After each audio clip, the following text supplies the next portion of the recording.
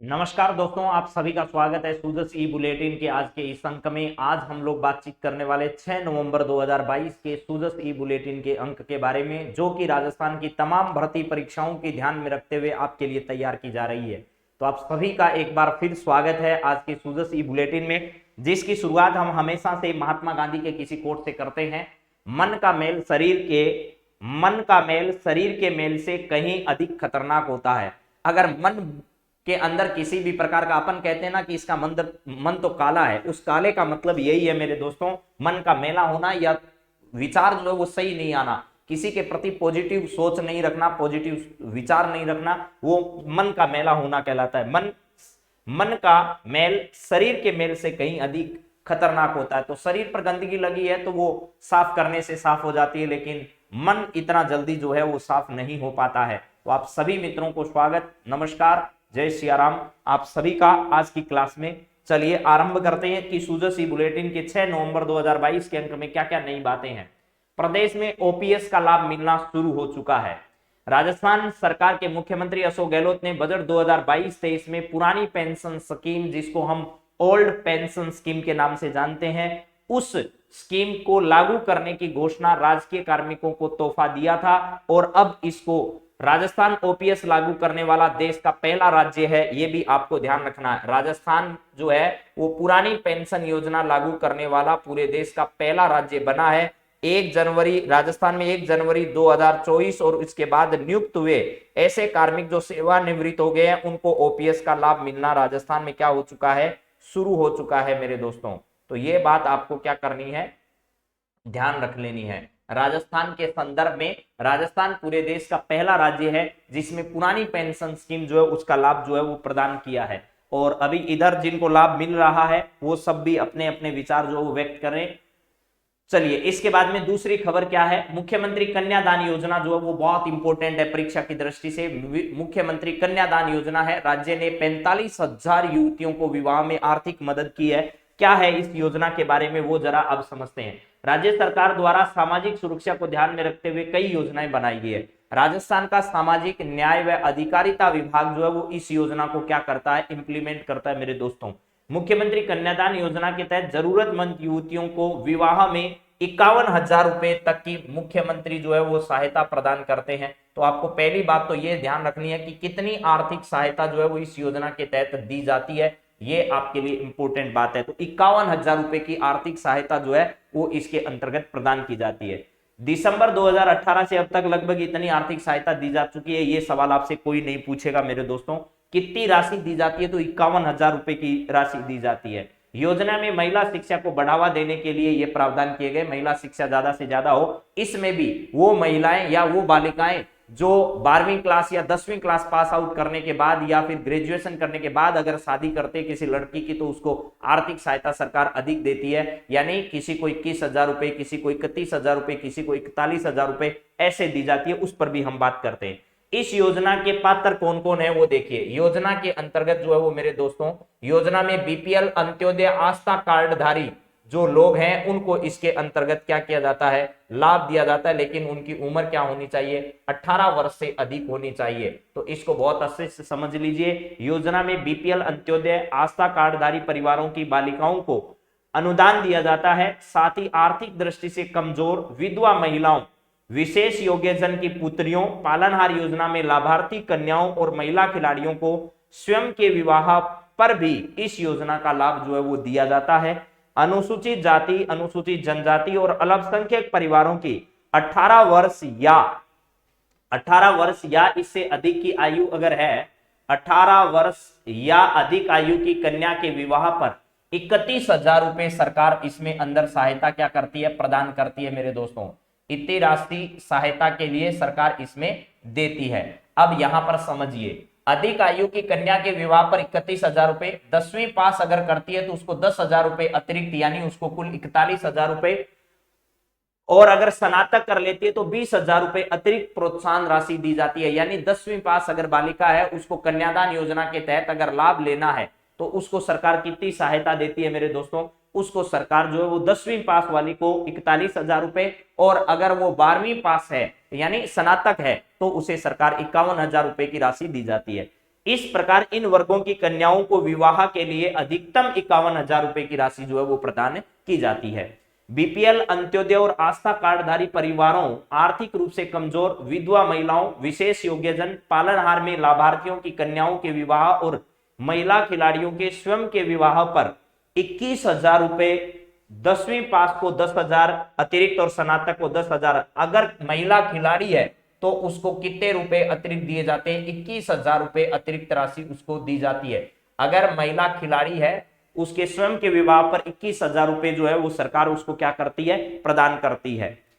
इन वर्गों की कन्याओं को अधिकतम 41,000 रुपए दिए जाते हैं। देखिए भैया यहां पर लिखा है कि अगर कोई महिला बीपीएल, अंत्योदय, आस्था कार्डधारी परिवार में, आर्थिक रूप से कमजोर, विधवा महिलाओं, विशेष योग्यजन, पालनहार में लाभार्थी की कन्याओं के विवाह और महिला खिलाड़ी के स्वयं के विवाह पर 21,000 रुपए, 10वीं पास को 10,000 रुपए और स्नातक को 20,000 रुपए अतिरिक्त प्रोत्साहन राशि, इन वर्गों को अधिकतम 41,000 रुपए। इधर आपके लिए जो लिखे हैं वो क्या है? कमजोर, विधवा, लाभार्थी कन्याओं और महिला खिलाड़ियों के स्वयं के विवाह पर इस योजना, स्वयं का विवाह है या उनकी कोई लड़की है तो उनको यह लाभ जो है वो प्रदान किया जाता है। मुख्यमंत्री कन्यादान योजना में विवाह के 1 माह पूर्व है और विवाह की निश्चित तिथि से 6 माह तक ई मित्र के माध्यम से ऑनलाइन आवेदन किए जा सकते हैं। यानी विवाह का अगर पंजीकरण होगा तो ही आपको ये लाभार्थी वाली लाभ जो है वो मिलेगा, वरना नहीं दिया जाएगा। ये ध्यान रखना है। चलिए इसके बाद में बात करते हैं स्कूलों में। शिक्षा मंत्री बीडी कल्ला की पहल, 60,000 से अधिक सरकारी स्कूलों में चेस इन स्कूल कार्यक्रम शुरू किया गया है। इंदिरा गांधी जयंती से शतरंज खेल शुरू होंगे। इसके बाद नो बैग डे के दौरान बच्चे इसमें खेलेंगे। तो यहां पर है 19 नवंबर से इंदिरा गांधी जी की जयंती होगी। इस अवसर पर राजस्थान में जो है चेस इन स्कूल यह कार्यक्रम जो है वो राजस्थान में क्या किया जाएगा? 19 नवंबर से शुरू होने जा रहा है, ये ध्यान रखना। और नो बैग डे के दिन ये शतरंज खेल जो है वो राजस्थान के स्कूलों में क्या किया जाएगा? खेला जाएगा। प्रदेश के 60,000 से अधिक सरकारी विद्यालयों में पूर्व प्रधानमंत्री श्रीमती इंदिरा गांधी की जयंती 19 नवंबर से चेस इन स्कूल कार्यक्रम आरंभ होगा। इसके बाद हर महीने के तीसरे शनिवार को नो बैग डे के दौरान स्कूलों में शतरंज खेला जाएगा। ऐसा 66वीं जिला स्तरीय खेलकूद प्रतियोगिताओं के तहत शतरंज प्रतियोगिता के उद्घाटन समारोह के दौरान ये बात बीकानेर में कही थी हमारे शिक्षा मंत्री जी जो हैं, इनके द्वारा ऐसा कहा गया है। और मानसिक रूप से बच्चों को तैयार करने के लिए इस पहल की शुरुआत की जा रही है। इसके बाद में है राजीव गांधी ग्रामीण ओलंपिक खेलों का माहौल बना। यानी राजस्थान में जो है वो खेलों के प्रति एक सकारात्मक जो माहौल है वो राजीव गांधी ग्रामीण ओलंपिकों के बाद बना, ऐसा कहना है हमारे सामाजिक न्याय व अधिकारिता मंत्री के द्वारा। मुख्यमंत्री चिरंजीवी स्वास्थ्य बीमा योजना के बारे में आप सब लोग जानते हैं। 10 लाख रुपए तक का बीमा इस योजना के तहत किया जाता है। अभी वनपाल रक्षक भर्ती परीक्षा में यह सवाल पूछा गया कि इस योजना की शुरुआत कब की गई? 1 मई 2021 से इस योजना का आरंभ किया गया था। 1 मई 2022 से इसकी राशि को बढ़ाकर 10 लाख कर दिया गया। दुर्घटना बीमा योजना की शुरुआत 1 मई 2022 से की गई है। जीवन रक्षक योजना जो है उसके तहत 5,000 रुपए का प्रोत्साहन राशि जो है वो जीवन बचाने वाले व्यक्ति को प्रदान किया जाता है। ये सब आपको समझ लेना है। चलिए इसके बाद में अगली बातचीत देखिए क्या है। वरिष्ठ नागरिक तीर्थ यात्रा योजना 2022, 18,000 ट्रेन के माध्यम से, 2,000 हवाई जहाज से यात्रा करेंगे राजस्थान के जो लोग हैं वो। 1,030 वरिष्ठ जनों ने रामेश्वरम, मदुरई में दर्शन अब तक कर लिए हैं। अब जो बचे हुए लोग हैं इनको भी इस दर्शन यात्रा के तहत जो है वो भेजा जा रहा है। आपको ये समझना है, सरकार द्वारा वरिष्ठ नागरिकों को देश और विदेश के तीर्थ स्थलों के लिए रेल और हवाई जहाज से यात्रा करवाई जा रही है। 1 नवंबर को जोधपुर संभाग के 1,030 यात्रियों को लेकर ट्रेन रवाना हुई। वरिष्ठ जनों ने रामेश्वरम में शिव मंदिर और मदुरई में मीनाक्षी मंदिर के दर्शन किए। यह ट्रेन 8 नवंबर को वापस क्या होगी? जोधपुर लौटने वाली है। इस प्रकार ये मदुरई जो है, ये मदुरई का मंदिर, आप लोग भव्य मदुरई का मंदिर देख पा रहे होंगे। यहाँ पर जो है वो बड़ी संख्या में श्रद्धालु जो है वो पधारे हैं। और राजस्थान जो है इस तीर्थ यात्रा योजना के तहत जो है वो क्या करने वाले हैं मेरे दोस्तों। और पहली ट्रेन 30 सितंबर को रामेश्वरम, यहां से ये बात याद रखिएगा, पहली दूसरी ट्रेन कहां से कहां पर गई। तो पहली ट्रेन जो है वो 30 सितंबर को रामेश्वरम मदुरई के लिए क्या हुई? रवाना हुई। दूसरी ट्रेन 11 अक्टूबर को और तीसरी ट्रेन 1 नवंबर को जोधपुर से गई।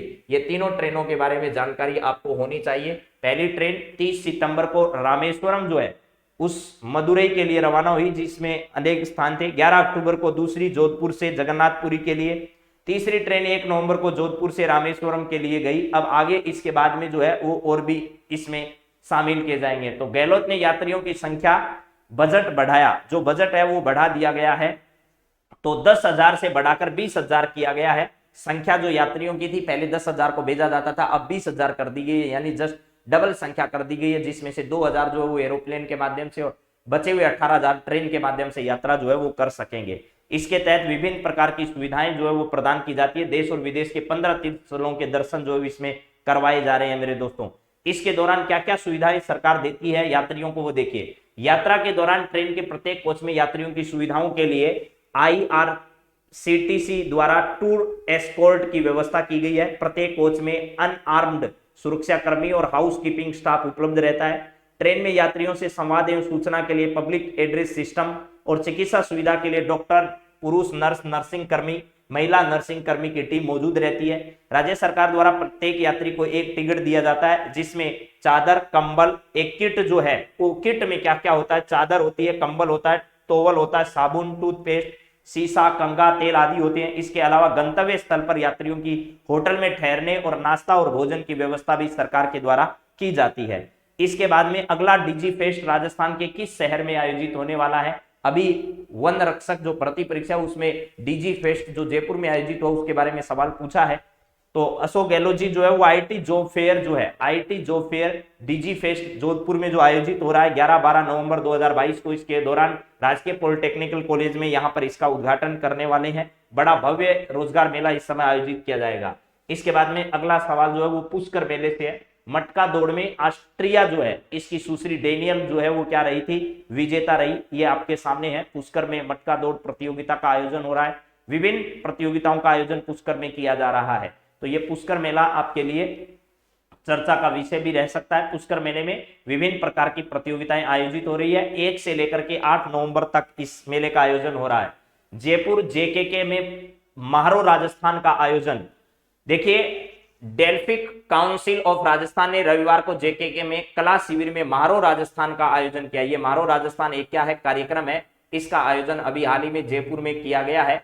और जर्मन आर्ट स्कूल के विद्यार्थी राजस्थानी कलाकारों से रूबरू हुए। मैंने ये भी बताया था आपको कि राजस्थान में कला महोत्सव का आयोजन कहां पर किया जा रहा है। तो इस कला महोत्सव का आयोजन राजस्थान के जयपुर में अभी हाल ही में किया, जिसमें विभिन्न देश विदेश के आर्टिस्ट जो है उन्होंने इसमें क्या किया था, हिस्सा लिया था। तो यहाँ पर उन्होंने चित्रकारी, पेंटिंग्स की विविध कलाओं के कलाकारों से जर्मन कला को भी साझा किया। इस दौरान विभिन्न कलाकारों ने भाग लिया और ये सब आप लोग जो है वो बहुत अच्छे से जानते हैं कि राजस्थान में कला जो है, इस कला महोत्सव का आयोजन क्या पुष्कर में, पुष्कर मेले का आयोजन 1 से लेकर के और 8 नवंबर तक हो रहा है। इसका उद्घाटन मुख्यमंत्री अशोक गहलोत के द्वारा किया गया। IIT जॉब फेयर का आयोजन राजस्थान डिजी फेस्ट जोधपुर के अंतर्गत जो है वो 11-12 नवंबर को आयोजित हो रहा है। इसके अलावा राजस्थान वरिष्ठ नागरिक तीर्थ यात्रा योजना क्या है, इसके दौरान कितने यात्रियों को सफर करवाया जाएगा, ये बात मैंने आपको बता दी। इसके दौरान बाद में चेस इन स्कूल कार्यक्रम शिक्षा मंत्रालय द्वारा 19 नवंबर से शुरू किया जाएगा। चिरंजीवी योजना के बारे में सारी बात हो गई है। इसके बाद हमने जो है वो क्या कर लिया, मुख्यमंत्री कन्यादान योजना में भी बता दिया। योजना में 51,000 रुपए की राशि सरकार प्रदान करती है। 31,000 रुपए तो विवाह पर कन्यादान योजना के तहत दिए ही जाते हैं। 10वीं पास अगर है तो 10,000 रुपए अतिरिक्त, और अगर ग्रेजुएशन स्नातक है अगर बालिका विवाह करने वाली तो उसे सरकार जो है वो क्या देती है, 20,000 रुपए अतिरिक्त सहायता देती है। इसके अलावा प्रदेश में OPS जैसी सेवा जो है वो उसको आरंभ करने वाला पूरे देश का पहला राज्य कौन सा बना, तो राजस्थान देश का पहला राज्य है जिसने OPS व्यवस्था को क्या किया है, आरंभ किया है। अब मेरी उम्मीद है कि आप सभी को ये सारी बातें जो है वो पसंद आई होगी और आप सभी ने इन सभी बातों को बहुत ध्यान से, धैर्य से सुना है और आप सभी मित्रों का बहुत बहुत धन्यवाद है इसके लिए। अगली क्लास में वापस कुछ नई जानकारियां लेकर और आपको तमाम करंट अफेयर्स के सवालों के डिस्कशन के साथ हम लोग लेकर आते हैं। तो आप सभी का वहां भी स्वागत है। रोजाना गुरुकुल तारानगर के YouTube चैनल पर सुबह 6 बजे से 7 बजे तक राजस्थान करंट अफेयर्स और दिन में आपको सूजस ई बुलेटिन का अंक मिलता है। उसके बाद शाम को 9 बजे से लेकर 10 बजे तक SSC GD की और इसके अलावा अन्य जैसे दिल्ली पुलिस है, इन भर्ती परीक्षाओं की तैयारी करने वाले मेरे दोस्त जो हैं उनके लिए करंट अफेयर्स की स्पेशल क्लास जो है उसका आयोजन किया जाएगा रात को 9 बजे से 10 बजे तक। आप सभी मित्रों का बहुत बहुत स्वागत है उन सभी तमाम कक्षाओं में। आप सभी को जय सिया राम, राम राम, नमस्कार।